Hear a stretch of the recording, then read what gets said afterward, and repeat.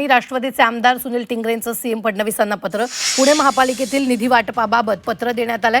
तर निधी वाटपात राष्ट्रवादीला डावलल्याचा आरोपही करण्यात आलेला आहे. महायुतीचा घटक पक्ष म्हणून न्याय देण्याची मागणी करण्यात आली आहे. स्थानिक राजकीय मतभेदांचा परिणाम विकास कामांवर होऊ नये अशी भूमिकाही मांडण्यात आली आहे. मुख्यमंत्र्यांनी हस्तक्षेप करून नगरसेवकांना समान संधी द्यावी अशी मागणी या पत्रातून करण्यात आली आहे. या संदर्भात ताजे अपडेट देत आहेत आपल्या प्रतिनिधी मनश्री पाठक. मनश्री, काय मागणी या पत्रातून टिंगरेंनी केली आहे? खरं तर सुनील टिंगरे यांनी थेटपणे देवेंद्र फडणवीस यांना हे पत्र लिहिलेलं आहे.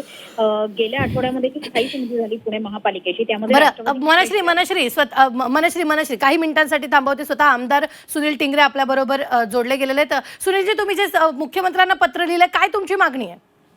नाही, आमची अशी मागणी होती की आपल्याला म्हणजे कळायला असेल की पुणे महानगरपालिकेमध्ये स्थायी समिती आणि मुख्य सभेमध्ये राष्ट्रवादीच्या 2 नगरसेवकांचा निधी शून्य करण्यात आला.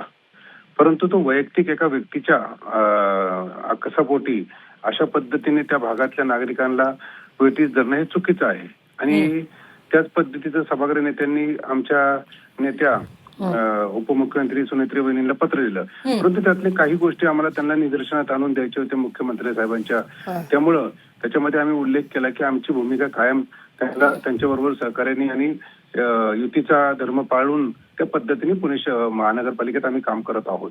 पण तसंच काही उदाहरणं मी त्याच्यामध्ये दिली. काही विषय होते त्याच्यामध्ये आम्ही त्यांना सहकार्य केलं. परंतु मुख्यमंत्र्यांना ज्यावेळेस माहिती द्यायची असते की बाबा पूर्ण सत्य काय आहे हे कळून देण्यासाठी मी त्यांना विनंती केली की आपण याच्यामध्ये लक्ष घालावं आणि जो काय आज पुणे महानगरपालिकेमध्ये झालेला चुकीचा प्रकार आहे त्याच्यावरती आपण निर्णय घ्यावा अशा पद्धतीची विनंती. म्हणजे सुनीलजी, म्हणजे तुम्हाला काय म्हणायचंय की राष्ट्रवादीच्या सगळ्या आमदारांना असं वगळलं जातंय किंवा थेट आरोप करताय तुम्ही? म्हणजे तशा संदर्भातलं पत्र तुम्ही म्हणताय की मी सुनेत्र पवारांना सुद्धा दिलेलं होतं. काय म्हणजे हे सगळं?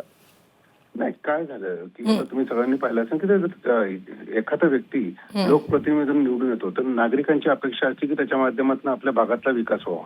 आणि जर चुकीच्या पद्धतीने एखाद्या व्यक्तीचा पूर्ण निधी जर शून्य केला तर त्या भागाचा विकास होण्याला खूप अवघड जातं आणि मग त्या पद्धतीने नागरिकांनाही त्या ठिकाणी वेठीस धरलं जातं. तर आमची अशी विनंती त्या भागातल्या नागरिकांची होती की बाबा याचा परिणाम जो तुमच्या वैयक्तिक वादाचा परिणाम सुनीलजी अगदी खूप खूप धन्यवाद. सुनील टिंगरे नेते राष्ट्रवादीचे आपल्या बरोबर जोडले गेलेले होते. सुनील टिंगरेंनी फडणवीसांना हे पत्र लिहिलेलं आहे.